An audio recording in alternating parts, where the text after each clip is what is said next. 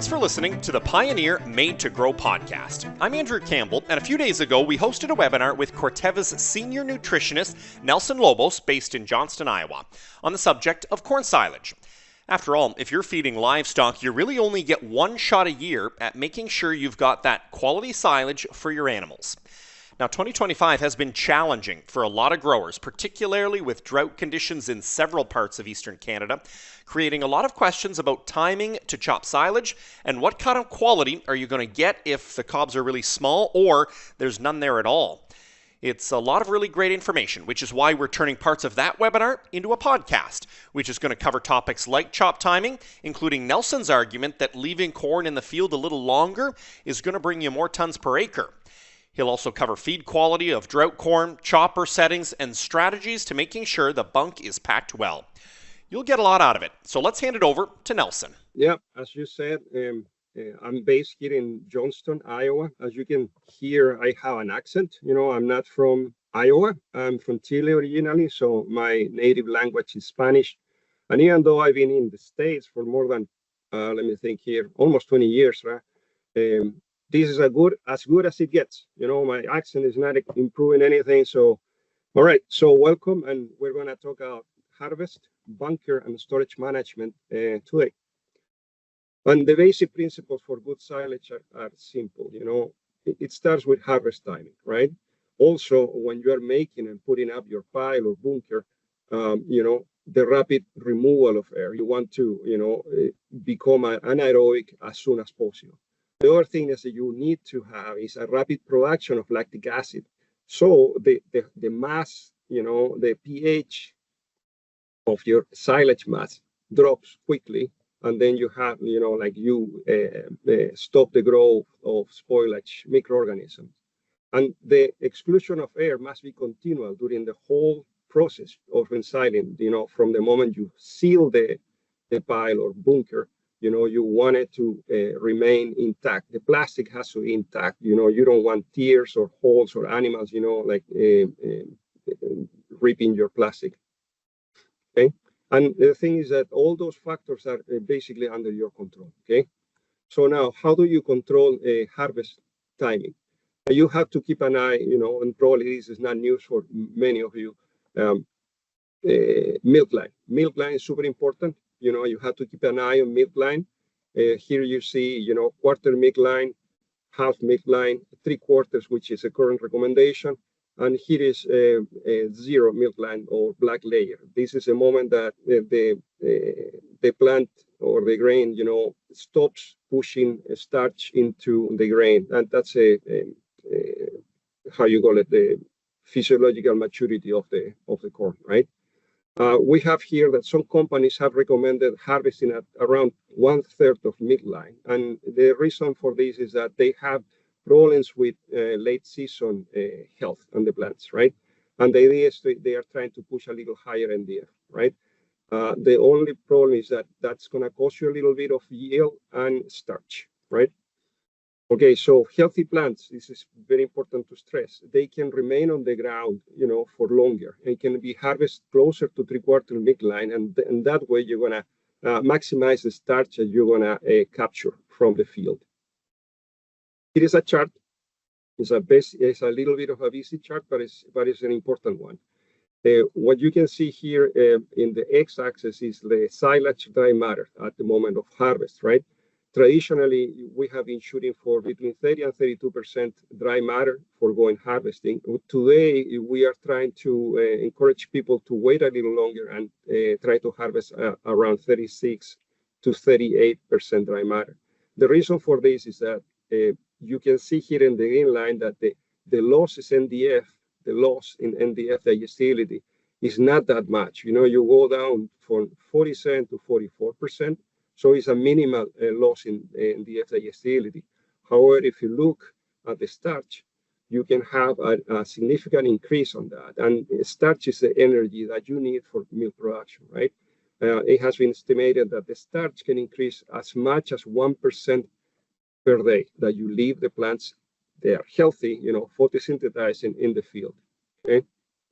And one thing that is important to remember that the fiber digestibility is determined at the moment of your harvest. Everything freezes there. Your fire digestibility is not going to change during the silent process.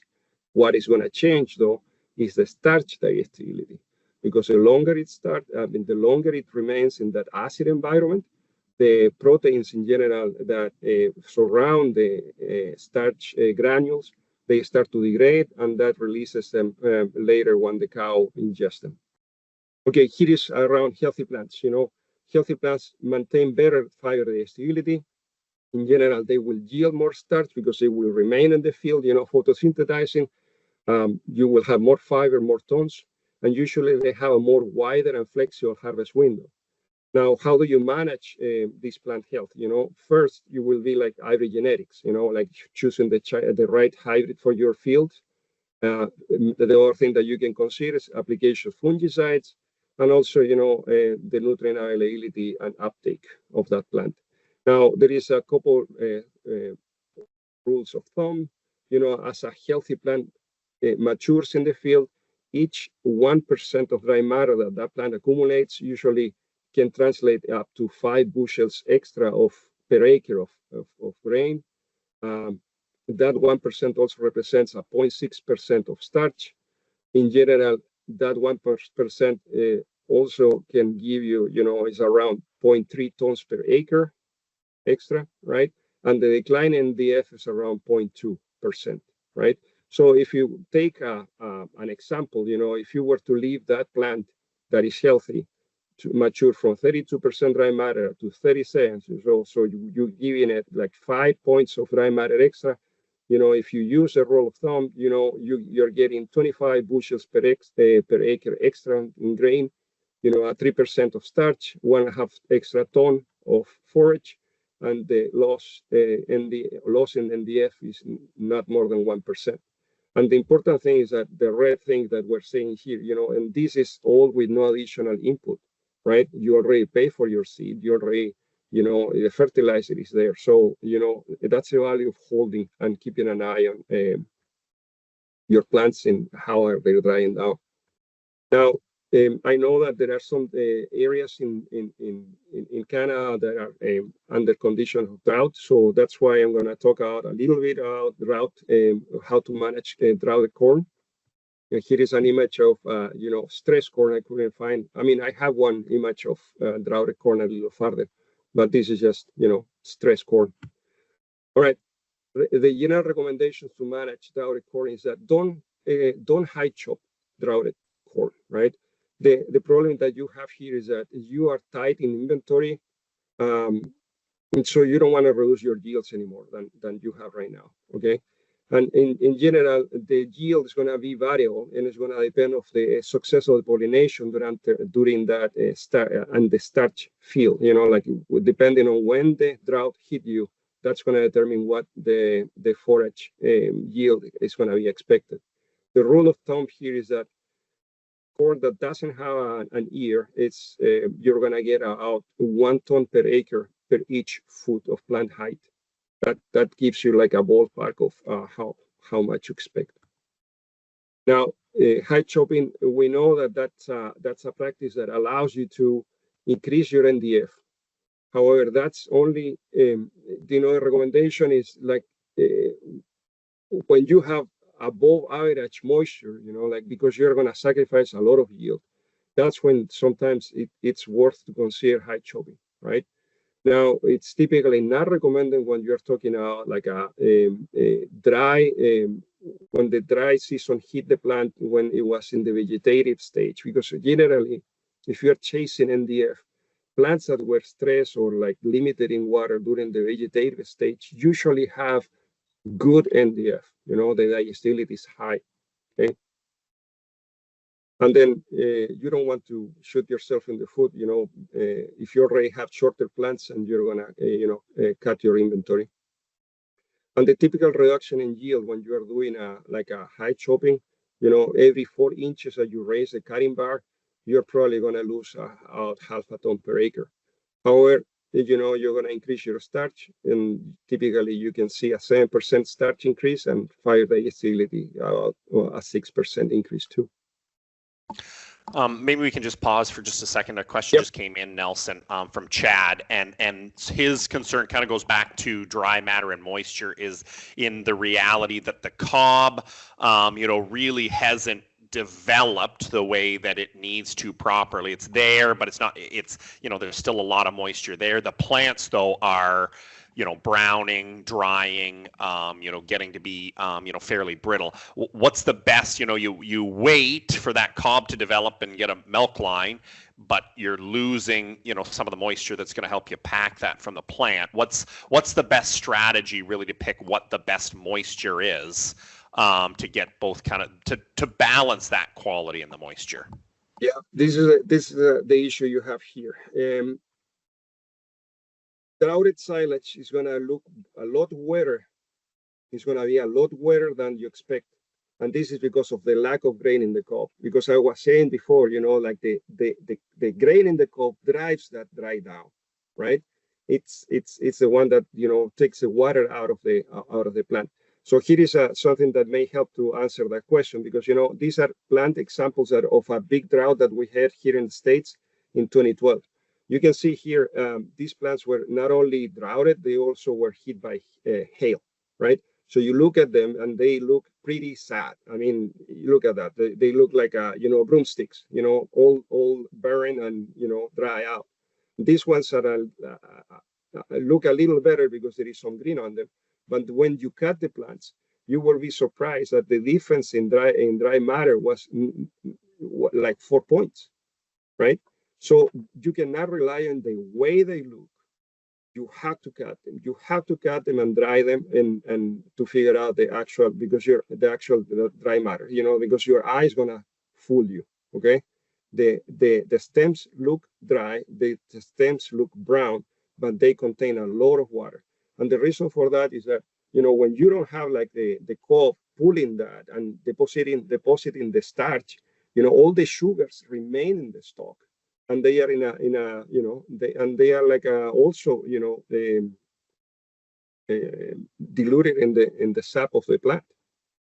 So okay, I hope that helps. So I mean, that's a recommendation. Cut them. They're gonna don't rely on your eye. The aspect is gonna fool you.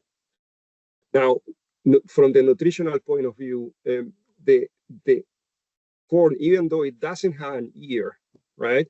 It's going to give you about 60 or 70% of normal corn silage, right?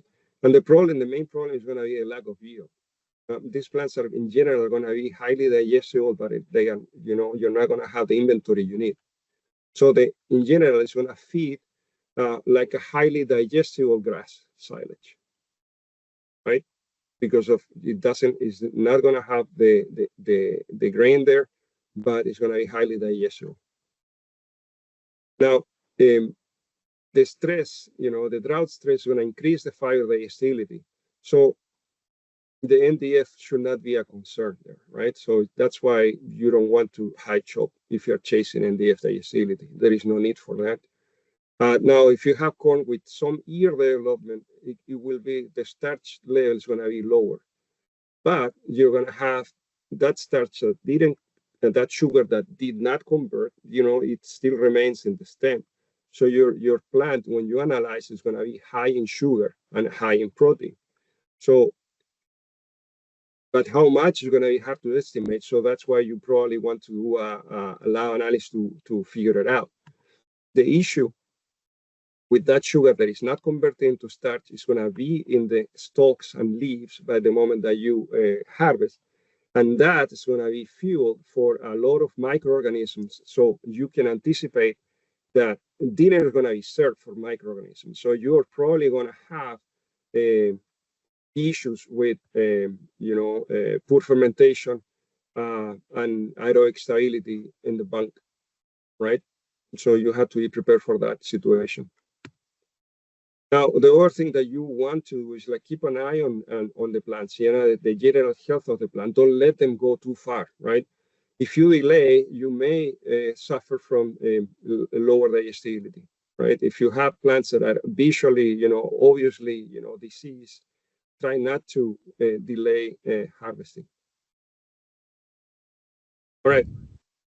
Here is another thing that, keeping the same line, right? Droughted corn silage is high in sugar and is loaded with yeast. And that's going to increase your dry matter loss, and it's probably going to initiate heating both in the pile and the feed bank. It's going to be more susceptible to heating because of that.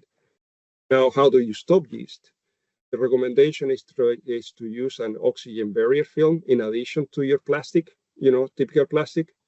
And, it starts with making the pile, right? Good compaction, keeping an eye on on the moisture, and also, using the oxygen barrier film and using probably a crop-specific Buchneri inoculant. Now, a word in innoculants. Here you can see with here in Pioneer we have like a system of 3 products. Basically this is the simplest, cheapest product. The 1174, and as you move to the right, you get like the good, better, and best, right? That's basically the philosophy. Now you have 1174, which is a basic fermentative. It's like kind of a price defensive insurance type product. And usually you will recommend this stuff if you are not going to feed silage during warm times of the year. If that silage you're going to feed it, winter time, you have less risk. So there is no need for a product like this one that is going to help you to reduce yeast, right? Because the Rapid React, the Buchneri strain, what it does, it produces, in addition to lactic acid, produces acetic acid. And acetic acid inhibits growth of the yeast, right? And it's going to help you once you open it to prevent that heating in the pile and in the bunk. Now, Elance CFT, that's a product that helps you, with the digestibility of the fiber. And usually we do not recommend it in situations where you have experienced drought, because usually your fiber digestibility is not going to be an issue in those situations. So you probably don't need that one. All right. So silage storage, right? So here we have a couple images of, those are in the towards the, what is that? That's California. Big iron. So the recommendation that we have is that, try to monitor as the trucks are coming into a pad, try to monitor your kernel processing, right? And we have a simple cup that is nothing but, a 1 liter cup that helps you to figure out if the chopper is doing a good job, if the chopper is going too fast, or if the chopper needs, to adjust the rollers, right? The idea is that, every so often, every 5 loads or so, have someone who's doing the kernel processing scoring, right? And you're looking for finding no more than 4 kernels, full kernels in that volume of silage, right? Here is an example of excellent processing. You see, just 3 or 4 kernels that are full in that volume. And here is an example of poor processing that you see, chunks of cob and a bunch of kernels that are intact, right? So that means that, there are some adjustments that are called for, right? Now, this is an example of a measure that you can do later, when you're feeding, which is fecal score, and you're looking for, being under 3% of starch in the feces. So that's a good indicator of that your processing is being done appropriately. All right, so here is a little bit of funny pictures. Like you can choose, when you are farming, right? You can choose between making silage or compost. And here are some horror pictures. Most of them are from Europe. I want to share with you that compaction is critical to the quality of the silage. Okay, so here are the reasons: because it reduces the amount of oxygen in the forage mass, right? And when you do that, you limit the growth of microorganisms that cause fermentation issues and spoilage, right? Now, when you are packing, also you are doing basically packing, right? You are putting more, you're putting more silage in that same footprint, right? So you don't need to go higher, because that's create a safety issue, right? So good packing will allow you to, put all that mass in the same footprint. What are the factors of good packing? Axle load, right? You want a lot of weight on that pile. And here is what happens. You can see this is a bulb, of pressure. Higher. You double the weight. You're compacting deeper, right? Now, there is always a question: how much weight do I need? And this is an old rule of thumb, right? The 800 rule, that relates how much weight do you need in a pile related to how much tons are delivered per hour, right? So in this example, if a chopper is delivering to a pad like 100 tons, per hour, you multiply the 100 tons by the 800 of the rule, and then you have 80,000 pounds worth of pack tractors that you need, right? So in general, you need 2 heavy pack tractors and 1 push for each chopper that you have in the field, to keep up with the newer choppers. All right, here is the difference between having like a narrow tire and a wide high flotation tire, right? So you have the same weight that is distributed in a wider surface. So you have less compaction with these tires, the fat tires. That's what you want in the field. But when you are packing, you want narrow tires. And also, another thing that you have to keep an eye on is the tire inflation. When you are farming, when you are in the field, you want your tires flat, right? Because you don't want to create too much compaction in the soil. The opposite happens in the pile. You want compaction, so you have to go higher in your tire pressure, right? Here is an example that you look at the maximum compaction, how many psi were measured at different depths when you change the pressure in your tires. So you have low pressure, flat tires. You can see that in the first 4 inches, you can measure 16 psi. As you keep going deeper, at 30 centimeters or 12 inches, you see, you can measure 15 psi. But if you keep going lower and lower, that affects, you don't measure many psi. You're not compacting much, right? On the opposite, when you go up in psi's, more pressure in your tires, you increase considerably, in the first 10 centimeters, how much psi you're exerting. But I want you to notice this. There is not much difference if you go deeper. So that tells you that when the recommendation of thin layers is important, like there is not much difference when you go to 12 inches here, regardless of how many psi you put in your tires, the same weight, basically you get the same psi. The difference is here in the first 4 or 10 centimeters, right? So thin inches. If you remember anything from this presentation, is thin layers, please. Now, the other thing is that people sometimes they get it wrong. Like they did thick layers in the beginning, and they think they are going to compensate by doing, like by over packing the top. That's the worst thing that you can do, because all you do, we saw it before. Like the psi. If you keep going low, you're just compacting the top layer. And the problem is that with each pass that you make, like for instance, this was in Russia, this cat packed the top of this bunker for 5 hours. It was nothing but a waste of time and fuel, because you're effective like what, like the 4 to 6 inches, and the problem is that this process, the only thing it does is to juice out all the mass, right? And then you're losing sugars, right? And the only thing that you do there is like to provide fuel for anaerobic spoilage organisms. So again, spread thin layers, 6 inches or less. What about packing rollers, Nelson? Packing rollers work, right? I have seen them working. but the recommendation is the same, right? Thin layers, not because the fact that you have a packing roller, right? It doesn't change the recommendation that you can go thicker layers. It won't be effective.